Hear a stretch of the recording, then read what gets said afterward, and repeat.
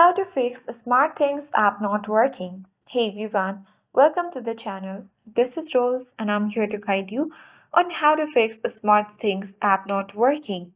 Watch the video till the end and without further ado, let's dive right into the video. First of all, you need to make sure you are using the latest version of the application. To check, launch Play Store on your device. Now search for SmartThings application. And if you see update button next to it, tap update to update it to the latest version. Exit from the section and open settings. Scroll down and then tap apps. Tap app management. Search for SmartThing app using the search bar. Open the app info section. Tap storage uses and tap clear cache. If clearing cache did not work for you, try reinstalling the app.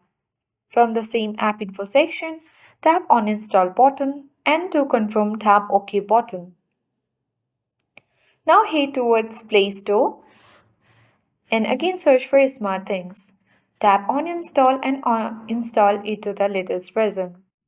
By doing so, you will successfully fix SmartThings app not working. I hope this guide was helpful. If it was, then do like, share, comment and don't forget to subscribe.